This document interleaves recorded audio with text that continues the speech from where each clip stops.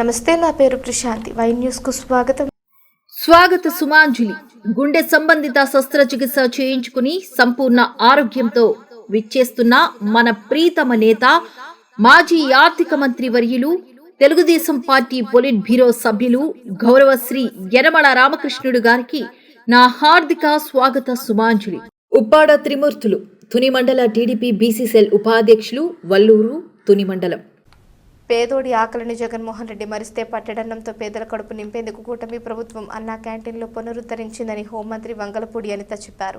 లోకడ urban ప్రాంతాలకే పరిమితమైన అన్నా క్యాంటీన్లు ప్రజా అవసరాలకు అనుగుణంగా ముఖ్యమంత్రి చంద్రబాబు గ్రామీణ ప్రాంతాల్లో ఏర్పాటు చేశారని ఈమె చెప్పారు. ఇవాళ పాయకరావుపేటలో అన్నా క్యాంటీన్ ప్రారంభించిన హోంమంత్రి అనిత తొలుత ఎన్టీఆర్ విగ్రహానికి పూలమాలలు వేసి నివాళులు అర్పించారు. అనంతరం అన్నా క్యాంటీన్లో ఆమె భోజనాలను వడ్డించారు.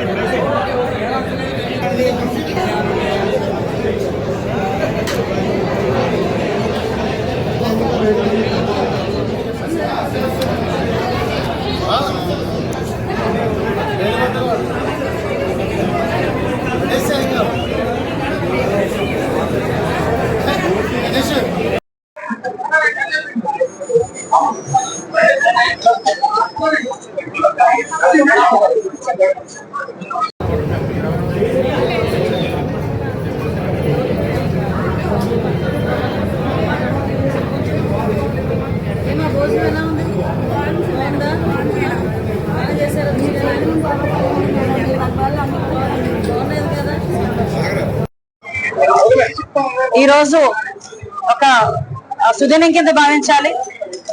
ఎన్డీఏ కూటమి గవర్నమెంట్ వచ్చిన తర్వాత ఇంతకు ముందు తెలుగుదేశం పార్టీ గవర్నమెంట్ లో కూడా అన్నా క్యాంటీన్ అన్నది చాలా ప్రతిష్టాత్మకంగా తీసుకొని ప్రతి పేదవాడు భోజనం చేయాలి, ఒక మంచి భోజనం చేయాలనే ఉద్దేశంతో 5 రూపాయలకే భోజన సదుపాయం కల్పించే విధంగా గౌరవ ముఖ్యమంత్రి గారు ప్రత్యేకంగా దీన్ని ఏర్పాటు చేసి అన్నా క్యాంటీన్ ఏర్పాటు చేయడం జరిగింది 2014-19 కాలంలోనే.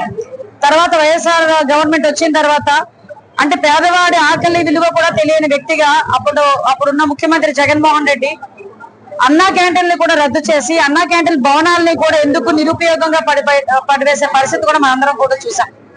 కానీ తిరిగి ప్రతి పేదవాడు కూడా 3 పూట్ల భోజనం చేయాలి, కంపల్సరిగా సమసమాజ స్థాపన అనేది జరగాలి, ప్రతి ఒక్కరు కూడా కడుపు నిండా భోజనం చేయాలన్న తపనతో గౌరవ ముఖ్యమంత్రి గారు ఇంతకు ముందు మున్సిపాలిటీ ఏరియాస్ లోనే అన్నా క్యాంటీన్లు పెట్టిన అంటే పట్టణాల తాలూకా పేదరికాన్ని దృష్టిలో పెట్టుకుని ఆ రోజు ఆ కార్యక్రమాన్ని చేపట్టినా కూడా ప్రతి ఒక్క రూరల్ మండలాల్లోని కూడా ప్రతి ఒక్క రూరల్ నియోజకవర్గాల్లోని కూడా ఈ అన్నా క్యాంటీన్లు ఏర్పాటు చేయాలి అని చెప్పి రీసెంట్ గా 2వ విడతగా 63 అన్నా క్యాంటీన్లు ఏర్పాటు చేయడం జరిగింది. అందులో భాగంగానే పాయకరావుపేట నియోజకవర్గానికి పాయకరావుపేట మండలంలో ఈ అన్నా క్యాంటీన్ కూడా ఏర్పాటు చేయడం జరిగింది.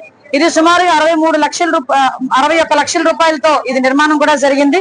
ఓవరాల్ గా అడ్మినిస్ట్రేటివ్ శాంక్షన్ 63 అన్నా క్యాంటీన్లకి కూడా దగ్గర 38 కోట్ల రూపాయలు ఈ రోజు వెచ్చించడం జరిగింది. అయితే అన్నా క్యాంటీన్ ఏర్పాటు చేయడమే కాకుండా ఇక్కడ అన్ని ఫెసిలిటీస్ ఇవ్వాలి, శుభ్రమైన భోజనం పెట్టాలి, ఏదో హైజీనిక్ లేకుండా ఇలా శుభ్రం లేకుండా భోజనం పెట్టే పరిస్థితి రాకూడదు అని ఎంతో ప్రతిష్టాత్మకమైన మనకి ఈ అక్షయ పాత్ర వాళ్ళని కూడా ప్రత్యేకంగా దీనికి ఎండాస్ చేసి ఇక్కడ భోజన ఏర్పాట్లు కూడా వాళ్ళకి అప్పచెప్పడం జరిగింది.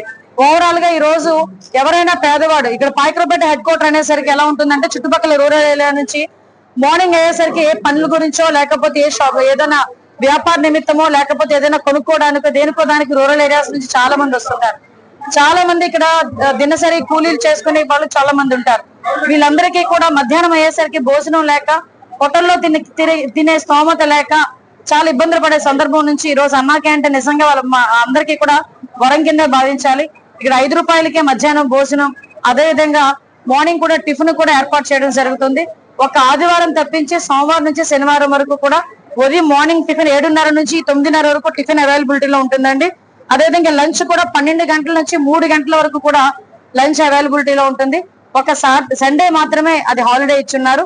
సో అందరూ కూడా ఉపయోగించుకోవాల్సిందిగా కోరుకుంటున్నాను.